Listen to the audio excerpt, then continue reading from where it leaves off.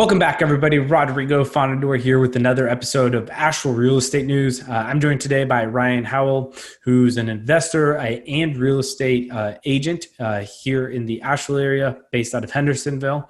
And wanted to connect with Ryan because he had a really interesting transition going from what many people would consider a secure, stable 9-to-5 job, and then moving into, what a lot of people on the outside consider something that's not so stable, which is being a real estate agent. He's still investing in real estate as well, but we talk about, why he decided to be an agent and not go full-time investor, his opinion on everything related to, being an agent and that transition. Side note, we did have some audio glitches in this episode, so there are moments where it is choppy, so just apologize for that and hang in there with us. But I think you'll really enjoy this episode talking about why you make the move, the reasons behind the move, and just think different things to consider when you're choosing where to hang your license if you're in that process of being a newer real estate agent. So without further ado, here's my conversation with Ryan Howell. Hope you all enjoy. See you guys on the next one.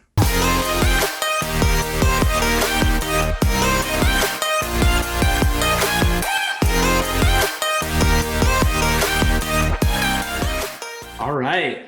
Welcome, everybody, to another episode. I'm joined by Ryan here. So, Ryan, thanks so much for joining us on the show. Yeah, thank you for having me. Yeah, really excited, as I mentioned to you when I reached out to you to have you on the show. Is like you've gone on quite the transition and change of careers over the last little bit. And I do want to get into that, but do you mind just starting with like how and why you ended up here in I think you're in Hendersonville, but Asheville area, and how that all came about? Sure. So I grew up in Hendersonville and went to college, a degree in engineering, mechanical engineering. Mm-hmm. Came back. I ended up getting a job in Arden, working at a plant there with my engineering degree. Mm-hmm. And moved back, and actually we bought my grandparents' house after they had passed away and remodeled it, and didn't know anything about real estate at the time, but that was kind of how we got started. Mm-hmm. I knew it was a good deal. Figured we could make it work, and so we kind of did live in it and fix it up for a few years, and still are technically, but we're quite done. But that's how I got started. Yeah, I was going to ask is like, how did that go? Did it finish smoothly? But I guess you kind of answered the question if you're still kind of chipping away at it. I've always heard, and like, I know for me, I would not do very good at like living and fixing up. Like, I feel like get to a point where I'm like, okay, just leave it alone. I'm tired of working on it. Yeah. The good news is you're motivated when it's torn apart to get it back together quick. No doubt. Yeah. We finished the interior for the most part. Mainly now some exterior things that we're working on. So we're happy. We got all that done really before kids, or nice. Mostly before kids. It was just wife. It was a little easier. I think the kitchen was the last thing, and we did that right after our daughter came, and that was pretty rough. But that's an adventure right there, huh? Yeah. But so that was the background, and we got a good deal buying from family. Mm-hmm. I did most of the work myself, and then towards the end ended up using more and more guys, and kind of built a team of guys that I learned who to use and who not to use in the area for things. And so that helped transition into investing. Yeah. Well, is that what was the tipping point for you to go from like, oh, like good deal, grandparents' house, like this is cool, let's do this, to, oh, wow, okay, like we need to really figure this out and do more of it consistently? Or was there something else? Yeah, probably I'm a little competitive. And so when I was a kid, my buddy and his dad, he owned rentals, and we would work on them in the summer. I mean, I remember replacing carpet or doing random things over there to make some money. And so and he never worked, and I never understood that as a kid. Like, he just had these rentals he managed, and so I knew in the back of my mind I eventually wanted to own rental property and get into investing. Never really got into researching it. And then a buddy of mine at work, that he and I talk finances and that type of stuff all the time. He bought a rental. He bought a duplex, and then that was like, oh man, I got to get get in gear and get at it, so the competitiveness got a hold of me. So then I got on to, reading books and listening to podcasts and dove into it and bought a rental later that year. And that's really when I got really fired up on it and realized what I could do. Yeah. Do you remember maybe like what one of the better books or podcasts that you listened to when you're kind of getting started on the investing side that really like was helpful? Yeah, I really like Bigger Pockets as a whole. I learned a ton from the podcast there. I think they've got probably 400 now. So many, yeah. Probably listened to everyone once or twice. So I learned a lot there. And then some of Brandon Turner's books are pretty good. Some of the basics is where I started. The Millionaire Real Estate Investor by Gary Keller was a big one. And, like Rich Dad, Poor Dad, I've read a lot of the popular ones that everybody talks about. Yeah, I was. But to me, the Millionaire Investing in Rental Properties or something by Brandon Turner, I can't remember the title, but those two were the two big ones that really laid out a plan that I could like envision and follow and see the benefits. I think it's. I know for sure at least one. I think there's two people in the Millionaire Real Estate Investor who are here in like local. Do you remember? Is it two or is that the right number? I know for sure one. I think it's two. It might even be three, but so I won't officially count that number. But I think it's validating. It's like, oh, somebody here did that, and it's easy to kind of look at as like you said, a game plan to follow or whatever. Right. So you've had a couple of big changes here recently. I will try not to summarize it because I won't do a good job of it, but why don't you kind of go through that process? And if you don't mind sharing like a little bit of the thought process and the reasoning why and how you knew it was the right time to make those changes. Sure. So, I wouldn't say that I was 100% confident it was the right time, but I feel like that's always the case. But I was doing, I've had a good career in engineering. I actually moved into sales and program management and was kind of diversifying my skill set, kind of working my way up the corporate ladder, kind of that mindset. But then in the background, the last few years, I've been doing all the investing, networking with different types of people and starting to learn the broader, I guess, options out there, rather than just a W-2 job and that type of thing. So I wasn't really sure I didn't have a specific goal on where I was going other than just trying to build passive income and financial freedom long-term. But really in the last year or so, I got my real estate license, and I got it really as a backup plan. If I was ever get laid off from my job, there's not a lot of engineering. You can always get a job, but it's not always where you want to live at. And so I like it here. And so I was looking at, okay, well, if I have my license and that's a kind of a plan B, the company was, some people were getting laid off and things like that. So I was just kind of really being proactive. Risk. Yeah. Right. But then the more I had it, and the more I went through it, and I started listening to other podcasts on real estate, being a real estate agent, and realizing the business model behind it. And it's something that you can scale and take as far as you want as well. You can grow a team and, take that as far as you want. So from a business owner perspective, I started really liking that business model. It's fairly simple. It's not easy, but it's a simple model to follow. And so I really started diving into learning that. And I saw, obviously, it parallels what I'm doing already, but the flexibility for family and things like that, and also just being able to do something different every day. The more and more I dived into it, the more and more I liked it. And so at the end of June, I actually quit and went full-time as an agent. I had my license for about 6 months, but I really wasn't active. My day job was pretty intensive, so I didn't have a lot of extra time to be fair to my clients or my day job. So I just went all in. And as far as the timing, I looked at it in March. I had no idea. By June, I felt like you could kind of see how things were going to go a bit. You had a little bit of foresight. The interest rates were coming down. inventory was low, and I see as inventory starts to open back up, I saw it as opportunity. Is a good time to get in, Yeah. rather than waiting until winter time or something else. So, so I went ahead and jumped in, and been going at it for the 2 months now. So Yeah. So 2 months in, obviously you come into it with a lot of good experience from owning, investing properties yourself, running the numbers. Is there anything you feel from like the investing side that you've had to unlearn to be a better agent, or vice versa? That's something that you had no idea about as an investor that you're like, oh, I really need to like catch my learning up on this now. sure, I definitely have learned a lot more, going through the laws and things like that, understanding all the aspect of the law around deeds and title and things like that. I've definitely learned a lot there.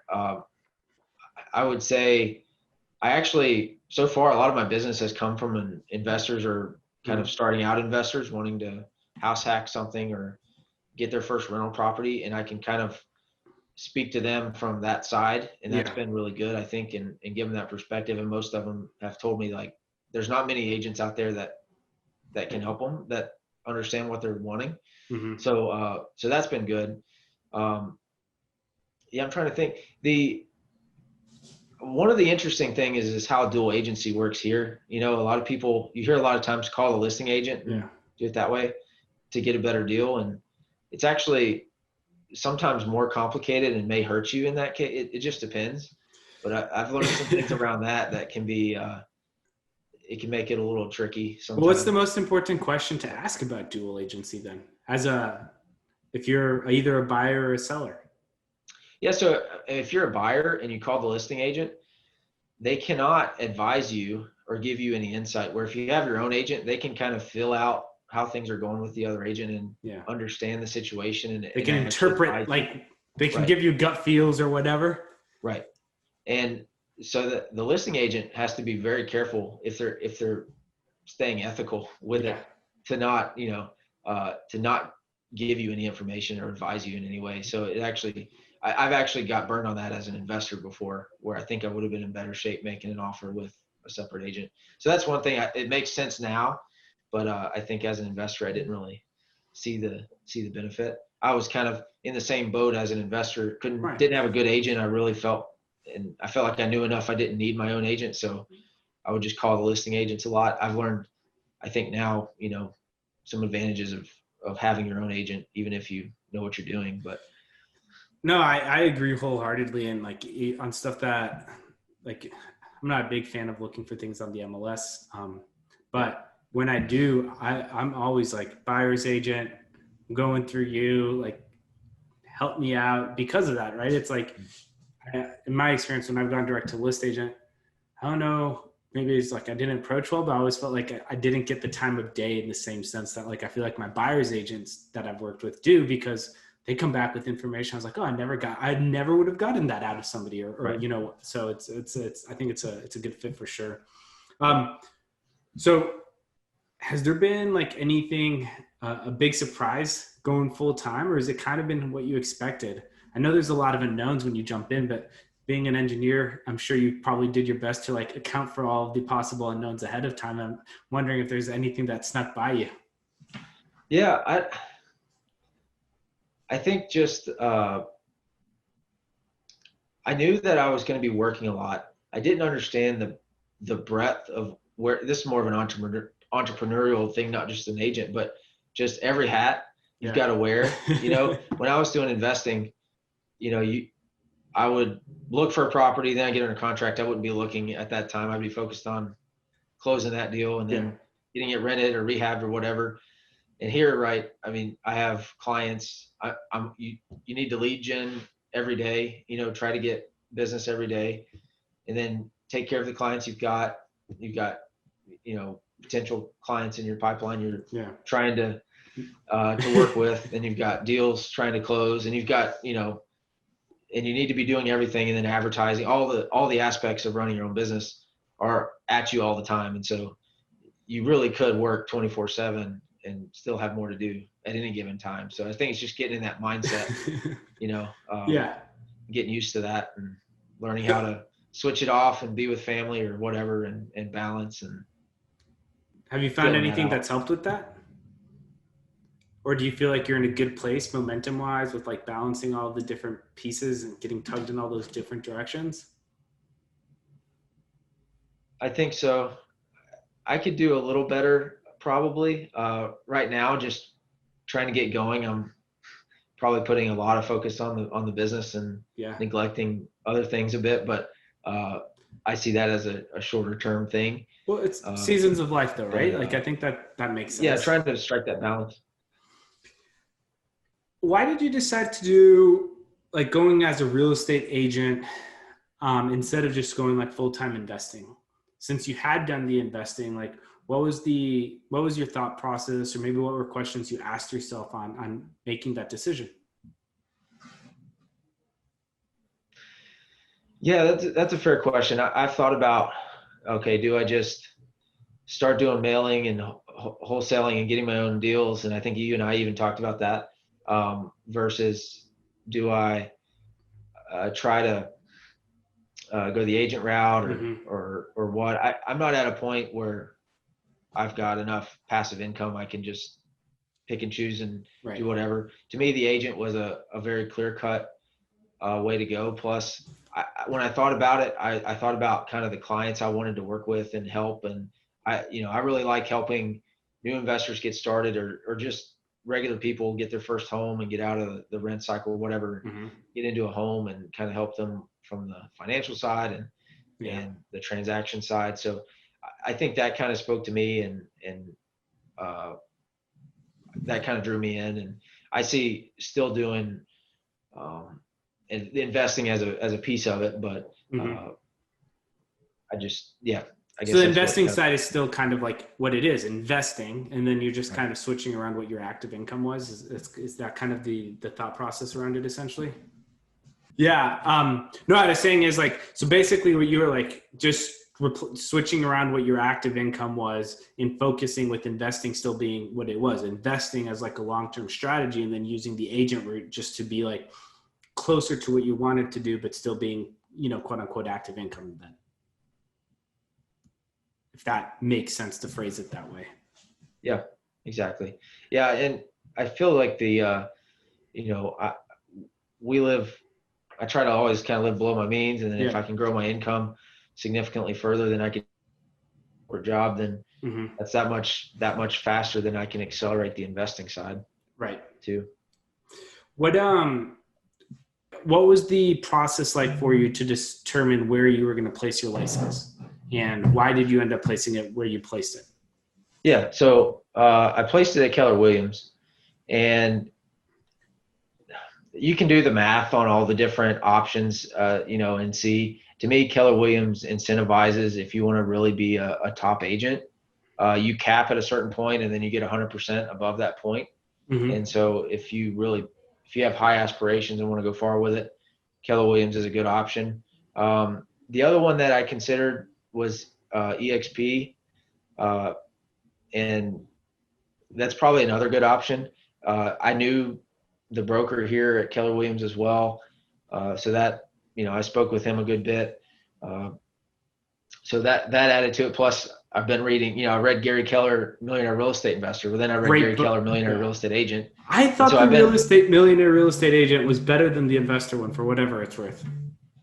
I thought it was a great book. yeah, Yeah. Sorry. yeah. Go for it. Yeah. So I've been reading all this Gary Keller stuff. So, Yeah. but I kind of, and you start, there's like little things that he does, that I learned to appreciate. So one is, I'm trying to think if I get it right or not. I think Zillow bought maybe Dot Loop, but before that happened, Gary's the only one I think that negotiated, Keller Williams, that negotiated that the data that we have is ours and not.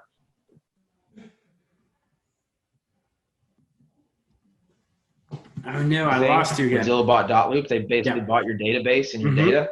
So like things like that, where he seems to take care of his agents and have some foresight, I appreciate that, and so that helped too. Yeah, no, absolutely, absolutely. And so, you got a team there then, right? Or are you an individual with the intention of being having a team down the road? Yeah. You went team right away. I did not join a team. I mean, did you start your own team though? Well, I call it Howell Real Estate Group because I figure if one, we've talked about my wife doing it with me at some point. Mhm. Two, just I wanted it to I wanted to be ready to grow and have the brand recognition early Mhm. on, and then if I when I add an assistant or and grow into a team as the name and brand recognition is already there. Right. So that's the way I foresee it going forward. Okay. Yeah. So, what's as you're been in the market, what's your feeling for what's happening with everything with like COVID and or not happening? I mean, you're down in Hendersonville primarily, I'm assuming, but I don't know if that's accurate either. So I don't know what's happening in your opinion, and how do you feel things are going? So can you repeat it? Yeah, I can. So are you primarily working like the Hendersonville market? Yeah, I primarily work Henderson and Buncombe County, Okay. probably more primarily south side of Buncombe County.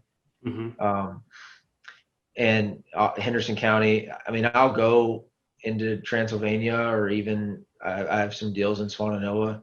Look at some in Black Mountain. I'll go about anywhere for investor clients Hmm. within an hour drive, Yeah. uh, where I still understand the market. So I've even into Black Mountain or Weaverville or wherever, but primarily otherwise I focus Henderson up to Arden is really kind of the core where I focus. Gotcha, gotcha.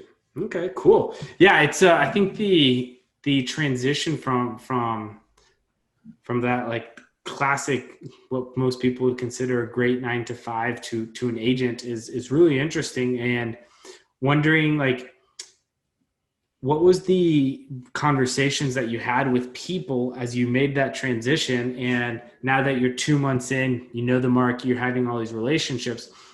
Did anybody who gave you pushback, are they like on your side now, or has you've always had everybody on your side from the beginning? Yeah, yeah. No, it does. It's funny. When people at work found out, there's like two mindsets. There's a group of people that are like jealous and just they get it and they see what I'm doing and they understand and support it and are like basically will straight up tell me they're jealous they're not getting to do something like that. And then there's a group of people that are just absolutely think I'm out of my mind. Uh, I'm leaving a stable, secure job with good benefits to go do something with no guarantee of income. Yeah. Um, and similar people that think investing in real estate's a big headache, and that there's definitely two trains of thought there, and it is very distinct. Um, Yeah, no, that's People thought I was throwing away my degree or things like that, where I look at it as you got one life. There's a lot of different ways to go and experience and leverage the skills mhm. I've learned. Maybe not specifically how to solve certain science or math problems, but all the other skills I've learned through the last decade, I get to apply in a different way and Mhm. continue to grow. But No, yeah, absolutely. That makes sense. What when you're kind of looking forward with where you're at on that end or on that note, talking about growth, is there anything you're like specifically excited about? Anything you're in the process of implementing or building that you're like, yes, like this is going to be really cool to see it come to fruition over the next couple of months? yeah, I think really I'm still in that phase of trying to get all my systems and figure out getting everything systematized. I'm going through the first few deals now, going through closing, and so I'm really focused on getting that systematized and smooth, where I can then kind of shift my focus to something else. Um, uh, I I did just get a billboard, I will say. Oh, heck yeah. Where'd you get the billboard at? Off 64 here Okay. in Hendersonville. So I did get that should be going up next month. So that's kind of cool. But yeah, otherwise, I mean, I'm just on the phone as many hours a day as I can be, trying to, the more people I talk to, the more business I can get. So to me, I look at it as that sales funnel, and I just try to, have as many conversations as I can each day. Yeah, no, it's kind of like the way to go, right? That's how you build it. Well, what is the best way for somebody to get a hold of you? You said you're focusing on investors or people who are like interested in doing house hacking and things like that. What's the best way to get in contact with you?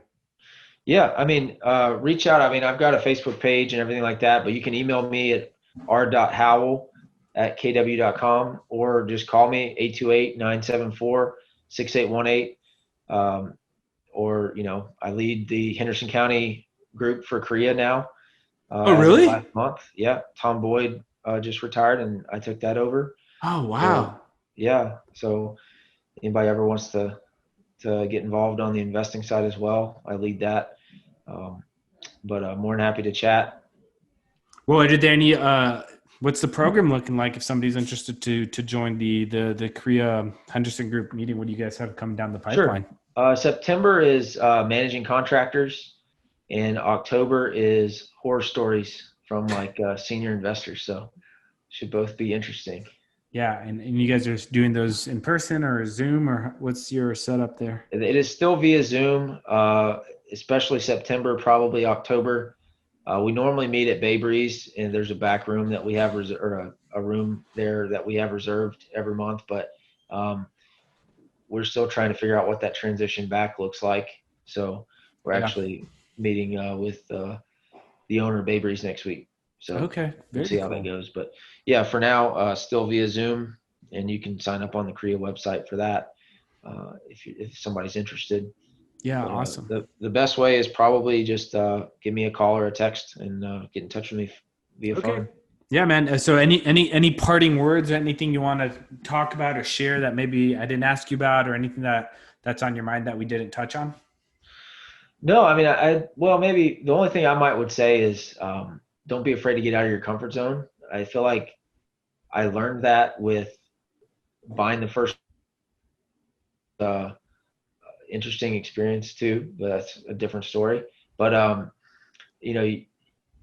you never have like 100% of the information. You're always kind of making calculated risk decisions, but it's definitely been worth it and paid off, I think. And then that same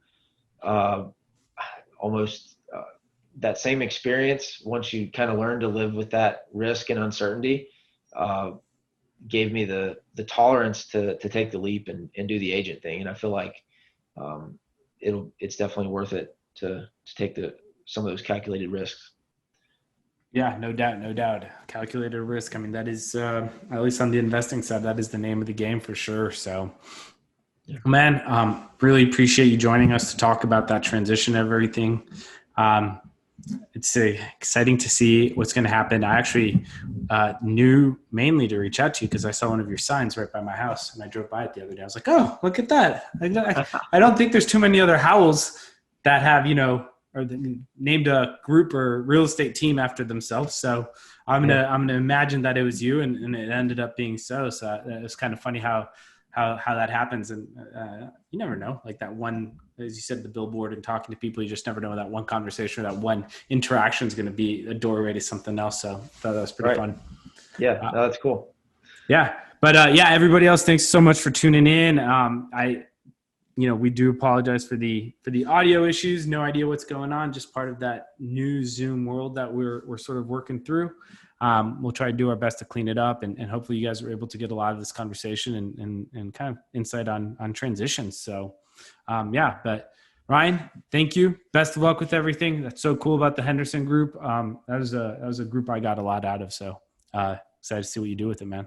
Yeah, thanks. I appreciate it. Thanks for having me. Yeah, absolutely. All right, you all. Thanks so much for tuning in. We'll see you guys next week. In the meantime, take care and talk to you all in a week. See ya.